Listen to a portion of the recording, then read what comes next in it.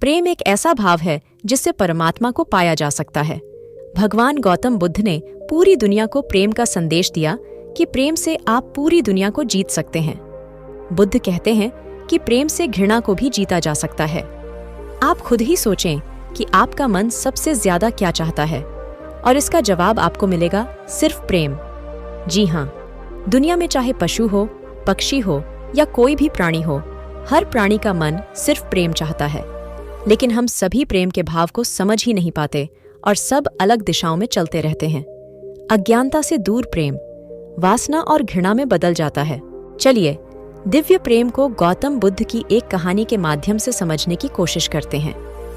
एक बार बुद्ध के प्रिय शिष्य आनंद एक दिन गांव में घूमने के लिए गए हुए थे। घूमते हुए उन्हें बहुत प्यास लग गई। वह एक कुएं के पास गए। वहां पर एक युवती को उन्हें पानी पिलाने के लिए कहा।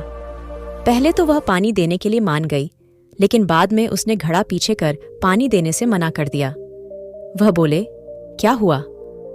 युवती बोली, मैं नीची जाति से हूं। मेरे हाथ का पानी पीने से आपका धर्म भ्रष्ट हो जाएगा। आनंद ने कहा कि आप इसकी चिंता न करें, मुझे पानी पिलाएं। पानी पिलाना तो पुण्य का काम होता है।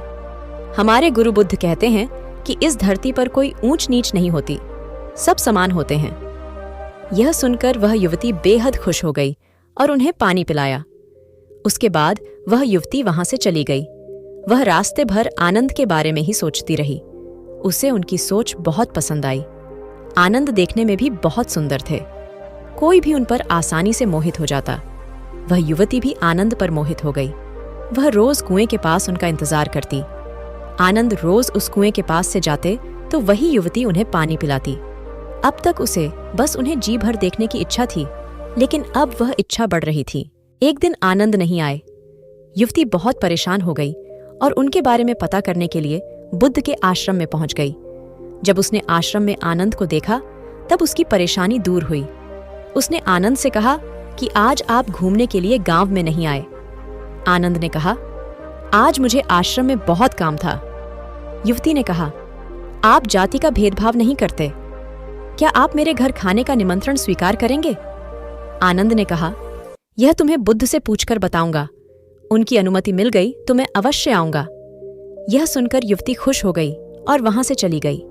उसे उस दिन पूरी रात नींद नहीं आई। उसे लगा कि आनंद भी उससे प्रेम करता है, इसीलिए वह उसके घर खाने पर आ रहे हैं। अगले दिन आनंद बुद्ध से अनुमति लेकर उस युवती के घर गए। युवती ने उनके लिए अलग अलग तरह के पकवान बनाए थे। उन्होंने उसे बड़े प्रेम से ग्रहण किया। उसके बाद युवती ने आनंद से कहा, अगर आप ऊंची नीची जाति का भेदभाव नहीं करते हैं तो क्या मैं आपसे अपने मन की बात कर सकती हूँ? आनंद ने कहा, हाँ जरूर बोलो। युवती ने कहा, मैं आपसे प्रेम करने लगी हूँ, आपसे शादी करना चाहती हूँ, क्या आप मुझसे शादी करेंगे? आनंद ने यह सुनकर कहा कि प्रेम करना कोई गलत बात नहीं है।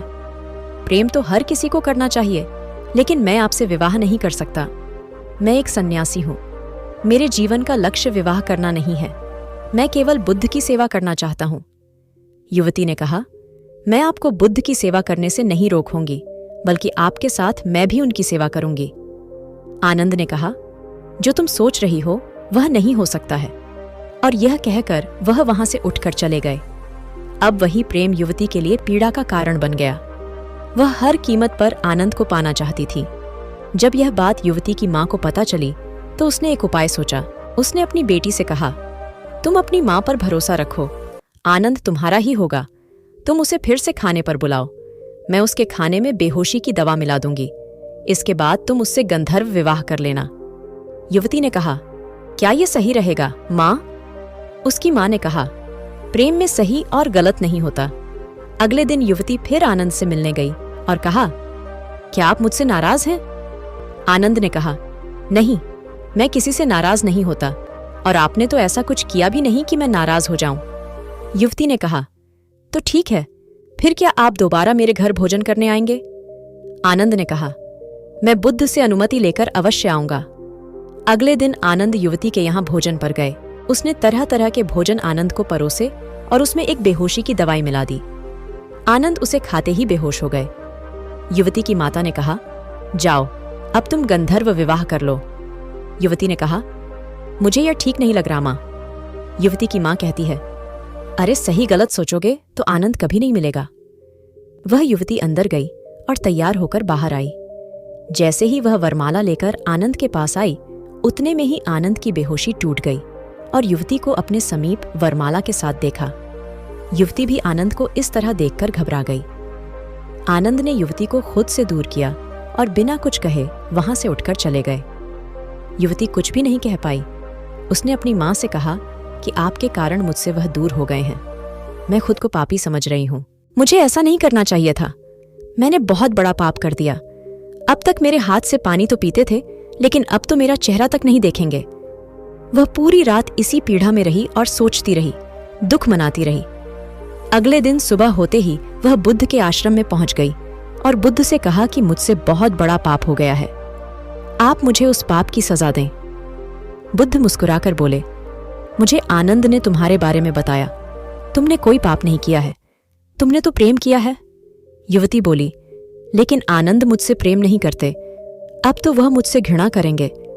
बुद्ध ने कहा, आनंद तुमसे घृणा नहीं करता, वह किसी से घृणा नहीं करता, वह तो बस प्रेम करता है और वह तुमसे भी प्रेम करता है, वह सबसे प्रेम करता है। तुमने अभी प्रेम की वास्तविकता को समझा ही नहीं है। जो प्रेम करुणा लाए, आसपास शांति लाए, वही सच्चा और दिव्य प्रेम होता है।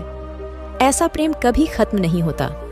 इसके विपरीत जो प्रेम क्रोध, लालच, क्रूरता को लेकर आए, स्वतंत्रता का हनन करे, मन में पीड़ा और अशांति लेकर आए, गलत काम कराए, इसे प्रेम नहीं कहते, उसे वासना कहते हैं।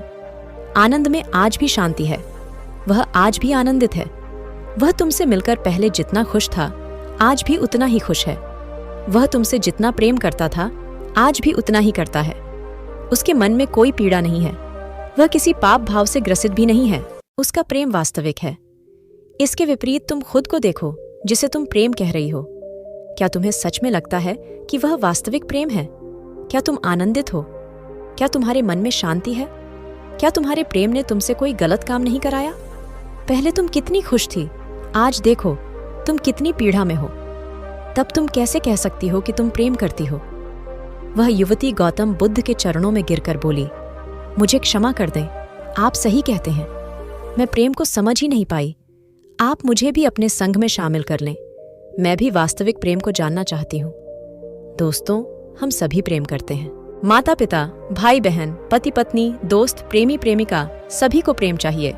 लेकिन क्या हम जिस प्रेम के पीछे भागते हैं उसे समझते भी हैं? वास्तव में जिसे हम प्रेम समझ बैठे हैं वह वासना के अलावा कुछ भी नहीं है।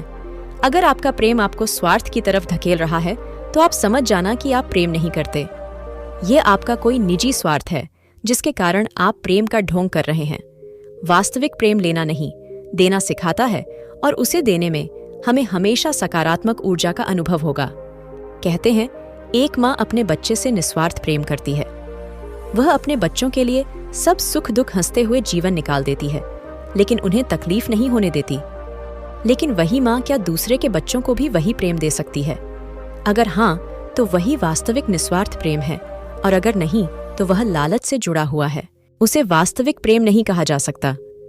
दिव्य प्रेम हर प्राणी के लिए, हर इंसान के लिए, हर जानवर के लिए, पेड़ पौधों के लिए बराबर होता है।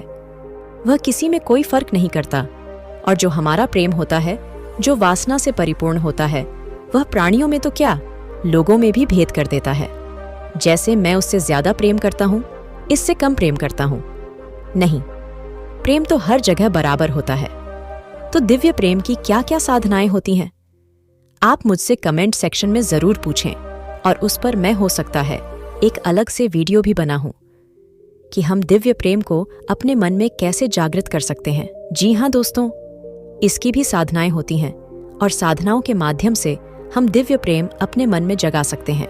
दोस्तों, जाते जाते आपसे एक सवाल, यदि आप इस सवाल के जवाब जानते हैं तो कमेंट में अवश्य लिखें।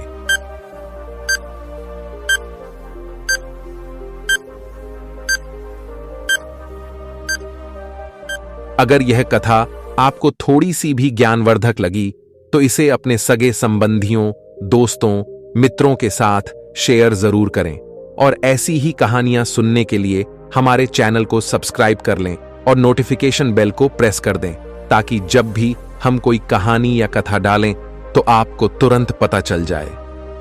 तो मिलते हैं अगली कहानी में। तब तक के लिए अपना ख्याल रखें।